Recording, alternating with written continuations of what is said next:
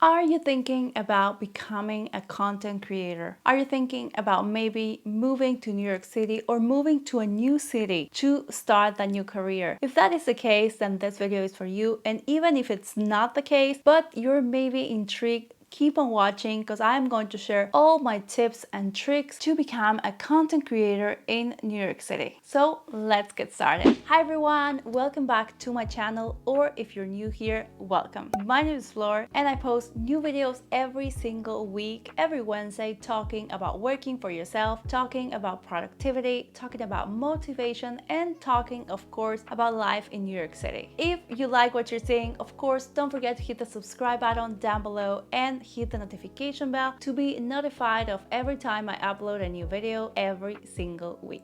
Now, as I mentioned on the introduction for this video and on this video's title, I am going to be talking about my experience on starting a career as a content creator or an influencer, if you want to call it like that, in the city of New York. I moved to New York with no contacts, no jobs, no anything, and in a couple of years I managed to build a career for myself as a content creator. So I am going to share all about my personal journey if you're interested in that, but also all my tips and tricks that you can apply for yourself, for your life, for any new career you're trying to pursue, or if you're moving to a new city. Now, with all that being said, let's get started with today's video. I moved to New York City in July of 2016. I'm originally from Argentina, as you may know if you have watched any of my previous videos, and while back in Argentina, I studied to become a lawyer. I graduated, I have a law degree back there, and I actually worked as a lawyer for several years in Argentina. But at the same time that I started working as a lawyer, I created a blog on the side. My blog, called pennylaneblog.com, was a place for me to be creative, to do something different, something absolutely not related to my daytime job. By 2016, the blog was 6 years old, and to my surprise, it had grown a lot. I had some paid campaigns with brands back in Argentina. However, arriving to New York City was literally starting from zero. I didn't know anyone in the fashion or beauty or travel industry in New York or in the US for that matter. And although I had a plan, because I decided to change careers from law to working on my blog and content creation full-time, I didn't really have a clear path of how I was going to do that, and especially in a new city with new people. However, 5 years later, here I am. I have had the amazing privilege of working with so many brands that I love, such as Urban Decay, Sephora, ASOS, H&M, Kate Spade New York, Dr. Martens, MAC Cosmetics, Macy's, Google, Steve Madden, Vogue magazine, and many more. So maybe at this point you're asking yourself, so how did I do it? How did I go from zero contacts, zero ideas, zero people I knew, to actually working with some of the biggest brands in the world, in many cases in paid campaigns? So of course, I'm going to share all my secrets in this video and my 5 biggest tips if you're thinking about starting a career as a content creator in your hometown, in your country, or maybe somewhere else, or if you're thinking about moving to a different city and you want to start from scratch and you want to change careers or something like that. So first tip is to start working. Yes, this may sound obvious, but the first thing I did was to get started on the work I wanted to do. Do you know this phrase that says fake it until you make it? Well, I know it does have some negative connotation and I totally get that, but what I mean by this phrase and why I think it's relevant for this is that I took it as a guide of what I wanted to do. In my case, if I wanted to create content online for an audience, I had to get started on that. So I started publishing 2 videos per week in my YouTube channel in Spanish. I started posting 3 times a week on my blog, and I also posted on my Instagram and Instagram stories and Snapchat at the time every single day. I didn't have any partnerships to talk about in those videos or in those blog posts. I didn't have any products that brands had sent me to review. I just talked about the things I had, the things I knew, the things I owned. I did monthly favorites with the products I was using, whether whether I have had them for a couple of months or a couple of years. I did fashion videos, I did blog posts sharing my looks around the city and maybe sharing my personal experience about starting in a new city, starting in a new town, and how I was getting along with that. And people started to follow me because of that. And people that had been following me for a couple of years kept on being part of my audience because I was putting out new content all the time. What I was doing is basically building my brand, building a portfolio, building something that whenever a brand came up to me or maybe found my profile, or if I went to a brand with a proposal, I had something to show. I could show all the videos I had done. I could show all the blog posts I had done, the pictures I've taken, the text I've written, everything that I had been working on without getting paid, without actually having active campaigns or sponsorships. I have been doing all that for free just to build a brand, just to build a portfolio. So first of all, start working with what you have and with what you know. I created content because I thought it was fun, because I enjoy doing it, but also because it was my new job. It was the new job I have decided to take and the new career I have decided to start. The second tip is to find new contacts and find new people. As I mentioned before, I knew literally 0 people in the industry in New York when I first moved. So that was a big challenge. But as I have mentioned before in a video about how to work with brands, if you're a small content creator or a small influencer, it will be linked up here if you haven't watched that already. There's the power of the internet nowadays that can basically tell you everything. So as I mentioned in that video, you can now go on Google and find the PR contacts for many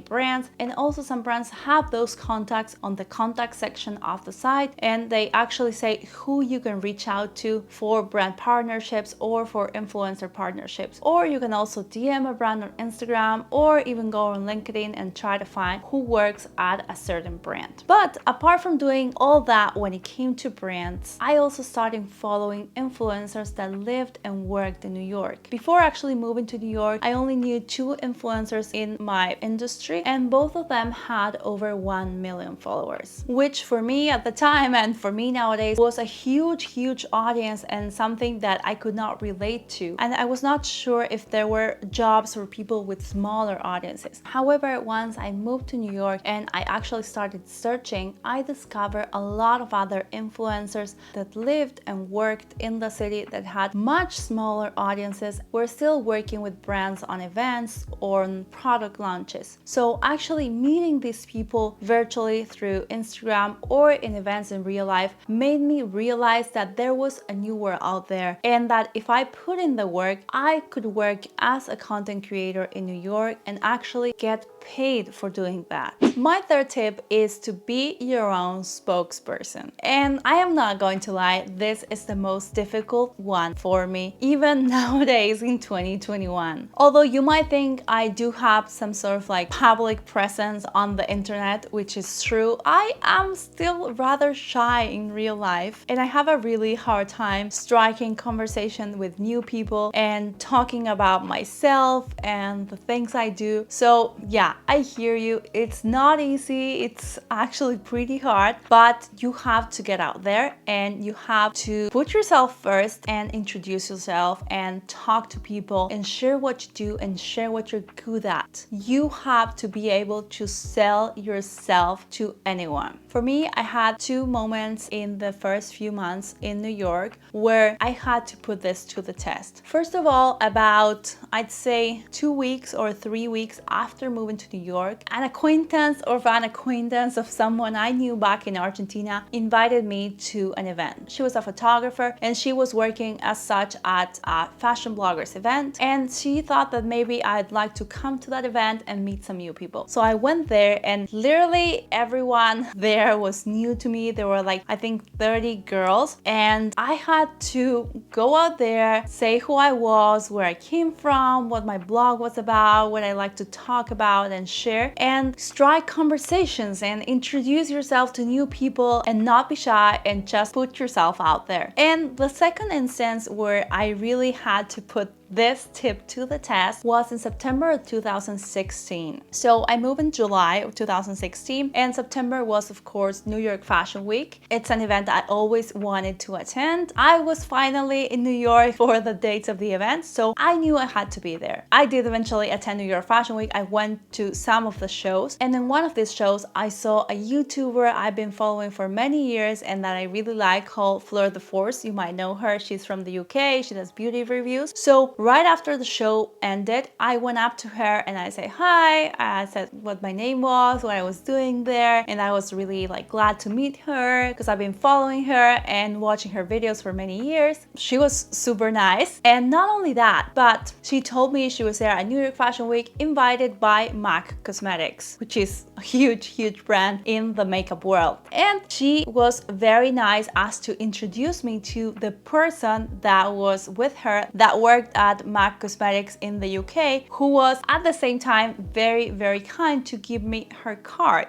her business card. So I had the email of someone that worked at the PR and influencer department at MAC Cosmetics, just because I was brave enough to strike a conversation with someone I admired. A couple of days later, I emailed this person that put me in touch with someone of the PR department from MAC Cosmetics in New York, and I got to work on gifting opportunities with MAC Cosmetics for the past few years, with them sending me all their new products to try out. All of that just because I said hi to someone. The fourth tip, and also a very important one, is to say yes. I know, and I always say that it's important to be able to say no sometimes, but when you're just getting started in a new city, full of new opportunities and full of new people you don't know, you have to say yes. And you have to say yes a lot of times. You have to say yes to a new event where you can meet new people. You have to say yes to maybe having lunch or coffee with a fellow influencer, with someone from a brand that wants to know you. Say yes to any events you might get invited to. At the beginning, I started going to some events a PR agency was doing and meeting new people over there. Maybe nowadays I am more picky with the events I get invited to and which ones I actually attend and which ones I don't, depending on the brand, whether I like the product they're presenting, or depending on my schedule. But for the first few months, or maybe at least the first year or 2 years, I'd said yes to absolutely or almost absolutely everything. Because saying yes to events, saying yes to lunch, saying yes to coffee, saying yes to meeting new people is yes to new opportunities that eventually can lead you to new jobs, to work,